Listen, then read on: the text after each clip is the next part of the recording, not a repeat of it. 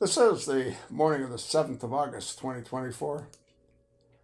Interesting article put up by Fox, written by Carrie J. Byrne, B-Y-R-N-E.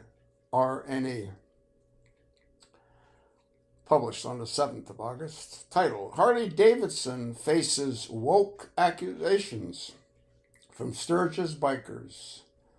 Breaks my heart. Iconic American motorcycle muscular image and value of its bike faces headwinds. I did 2 trips to Sturgis. I did one in 1998 on a Road King that I had at that time. And I did it in 2000 on a BMW 1200 LT. And the LT was a much more pleasurable ride because it had a stereo system, had heated seats, heated grips, and both rides went well. I was amazed at how many people were at Sturgis in the years that I went. There's a clip here. Charlie Gasparini releases new book, Go Woke, Go Broke. Plays for 6 minutes. Let's have a listen to it. You know, the one good thing in this market environment is that most companies are still doing well. The earnings, and we're about a little more than 95% through the earnings process here. It happens 4 times a year. And companies are making about 10, 11% more than they were last year at this time. That's not too shabby, but it could be a lot more, if my friend Charlie Gasparino is right, if they didn't have to go broke going woke. Or specifically to his point, and his bestseller now, Go Woke, Go Broke, the inside story of the radicalization of corporate America. That author, that guy, my friend, Charlie Gasparino, on what to make of that. I wasn't aware until I had the opportunity to read your book just how pervasive this is and how expensive this is. Explain. Yeah, at every company, there are huge departments established to make sure the right number of people of all sexes, genders, races are hired. Skills often play, particularly after 2020, the George Floyd riots, and that's a key sort of inflection point in the book. And I suggest you read it, and I sort of unpack it. There was a great story in Bloomberg that I came across that said in the next year and a half, 2 years, of all the Fortune 500 companies, 99% of the or 90% of the hiring was done minus white males. I mean, it was like, do not apply. And wokeness does that. It basically puts a premium on these sort of secondary factors. Listen, we're all for diversity, Neil. I am. You are. The heavy hand of DEI is what is driving people nuts, and it's also illegal, to be honest with you. It extends even to their ad campaigns, right? Oh, yeah. They lose sight of their base, and they lose sight of their audience, and they lose sight of what used to be public companies' number one and really only premier goal, looking out for shareholders. You're showing it on. You're showing it on the screen right now. The reason why Dylan Mulvaney, a very if you follow trans influencers, she was one of the top ones, appeared in a Budweiser commercial, is because of DEI. A lot of people try to pin it on some wayward marketing person. I did a deep dive into this. It was more about how DEI is pervasive at Anheuser-Busch and its parent company, AB InBev. They are Davos men through and through. And I talk about how that was primarily responsible for Dylan Mulvaney. And by the way, very costly to the company. We should point out that Bud Light sales and even Bud sales have not recovered since then. I think why Budweiser. Did they do it, Charlie? Why did these companies? And there's so many great examples. We'll rifle through some interesting video examples, but why did they do it? I mean, when the bottom line should probably matter more than anything else. And keeping shareholders happy, and those who invest in you want a return on that investment, and this is impacting some of those returns. Well, I interview Mark Cuban at length in the book, and there is a theory in there. The billionaire tech entrepreneur and former owner of the Dallas Mavericks. I like Mark, great guy, but he has a different point of view. He thinks woke sells, and he gave me all these examples. And the problem is, woke. He basically said woke sells because, people are, use iPhones from a company named Apple, which is very woke.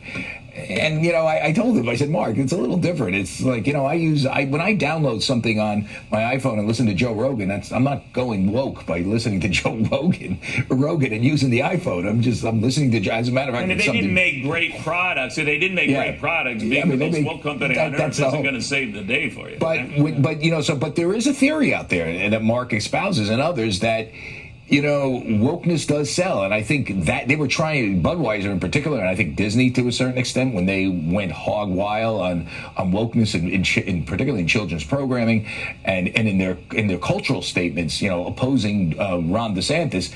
There was a theory for a while that wokeness does sell, and it was called stakeholder capitalism. And there were imperatives known as ESG, that the environment and social government, that almost forced this on companies. So it was a perfect storm, a bad storm, and companies that fell in it in a really dramatic way, blew themselves up. That's what the book's about. And the book is also about how there's a cultural counter-revolution going on, led by consumers who don't want any part of this stuff. And those that go there lost a lot of money. I mean, Larry Fink is an interesting character in this book, figure, I should say, in this book. He's the head of BlackRock, the largest money management firm in the world, built this thing from scratch.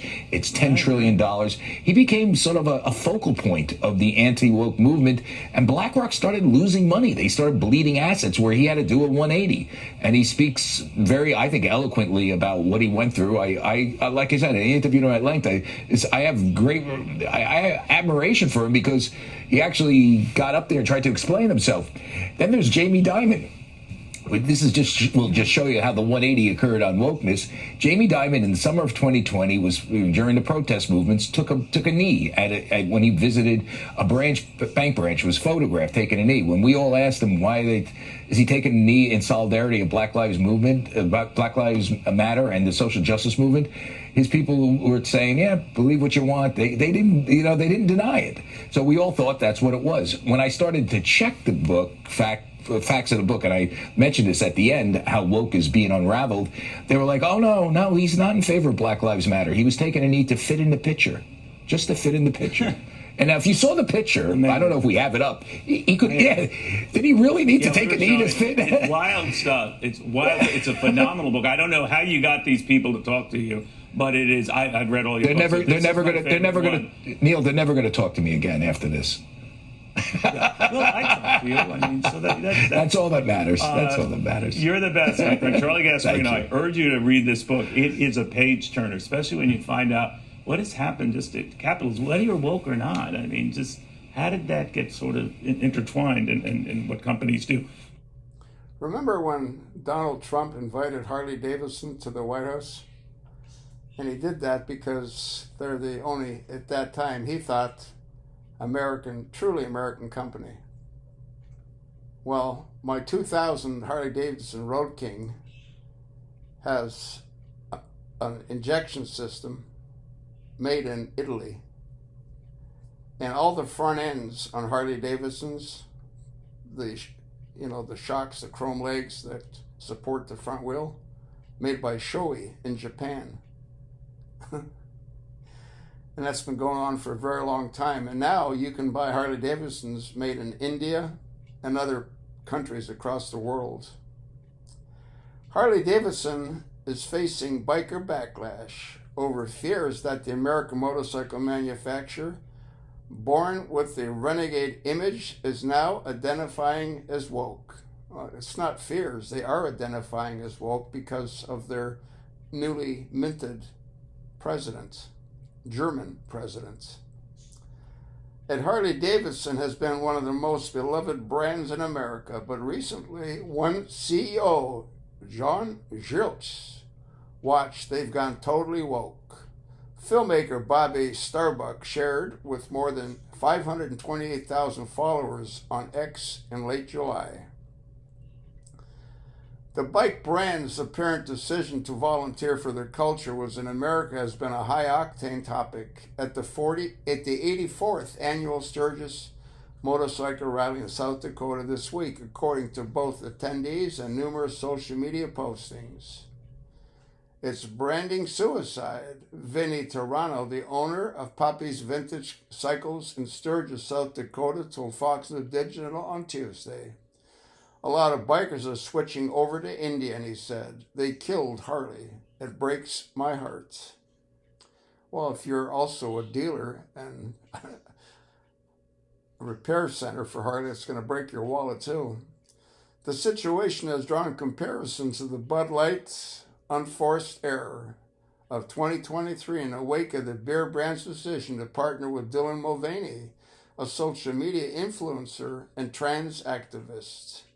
Joe's Six Packs launched an organic nationwide boycott against America's then most popular beer brand in response to Bud Light's has not recovered.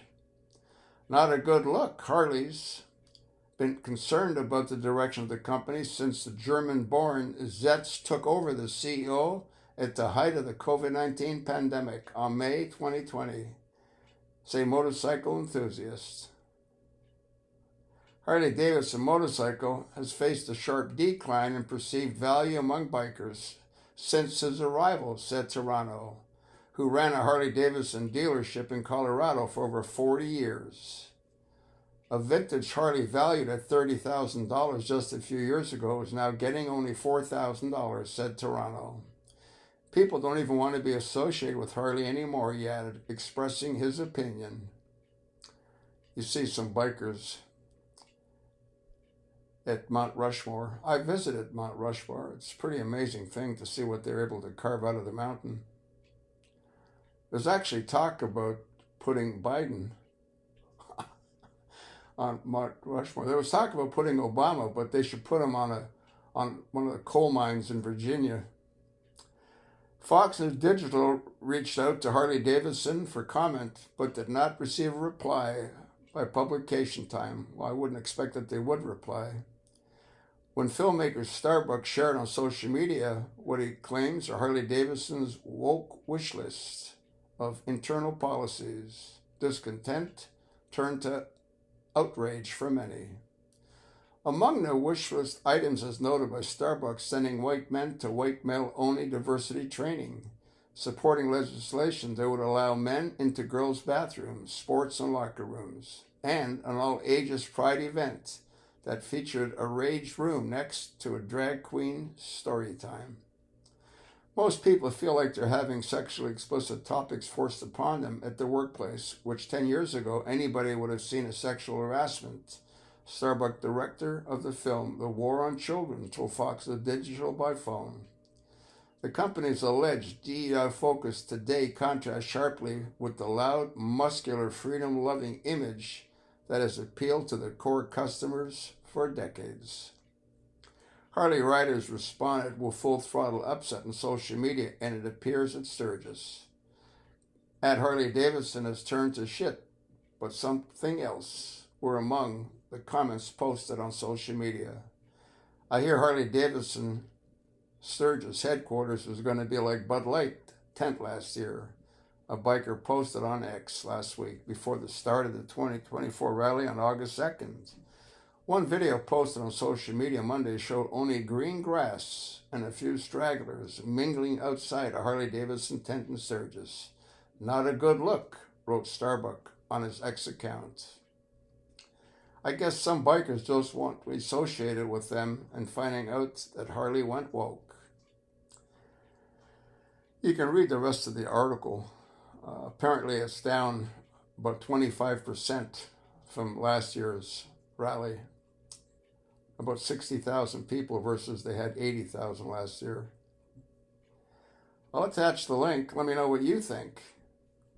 You sort of know what I think. I'll attach the link. Look at it. Pass it along.